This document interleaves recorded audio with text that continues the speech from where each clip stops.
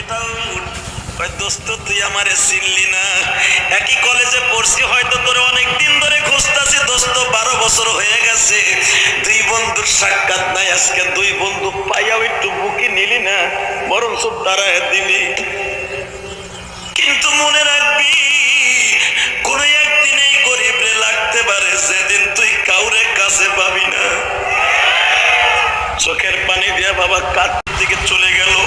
6 number রোডের থেকে বানানি 7 number road, 7 number 21 number দিয়ে বাবা ইংলিশ মিডিয়ামের সামনে দিয়ে যখন কাকুলি হয়ে বের হয়ে যায়, চোখের পানিতে বুক বাইসা যায়। মালিক তোমার খেলা বুঝবার মতো, তোমার খেলা বুঝবার মতো জগতে মানুষ না,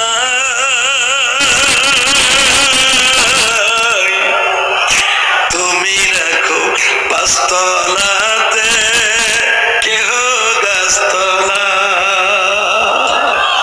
এই গান গাইতে গাইতে রিক্সার চালাইতেছি, হঠাৎ করে ইংলিশ মিডিয়ামে 7 বছরের মাইয়াটা পড়ে, ডিস্ট্রিক্ট বন্ধু মেয়েটারে লইয়া বাবা যাইতেছি ইংলিশ মিডিয়াম স্কুলে। কিন্তু কুয়াশার মধ্যে টিরাকে দেখে নাই, তার পাজারু গাড়ির এমন জোরে ধাক্কা দিছে, মেয়েটা সিটকে যে আইল্যান্ডের সাথে বাড়ি খাইয়া মাথাটা ফেটে বাবা রক্তগুলো ঝরতেছে। বন্ধু স্টার্টিং এর উপরে বেহুশ হয়ে পড়িয়া রইছে, কুয়াশার মধ্যে কেউ ধরে না। ওই বন্ধু রিক্সা চালাইতে চালাইতে ওইখানে উপস্থিত, বন্ধুরে দেখেই তো চিনে ফেলছে, এক হাত দিয়া বন্ধুরে কোলে নিছে, আর এক হাত দিয়া মেয়েটারে কোলে নিছে। নিজের রিক্সার মধ্যে উঠাইয়া হসপিটালে ভর্তি করছে, মেয়েটার ইমার্জেন্সি রক্ত লাগবে।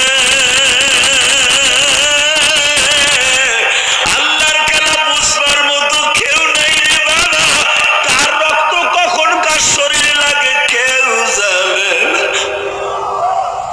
ঠিক আছে, এবার চোখের পানি ফেলাইয়া কানবা। যখনই বলছি ডাক্তার সাহেব জিজ্ঞেস করছে, ডাক্তার সাহেব আমার মেয়ের রক্ত কে দিছে? স্যার আপনি একজন দামি মানুষ, রক্ত ছিল না আমাদের এখানে, একটা রিক্সা চালক আপনাদের। তুই ফারুক না দোস্ত? আজকে চিনছো দোস্ত?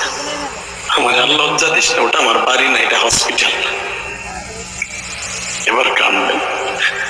সঙ্গে সঙ্গে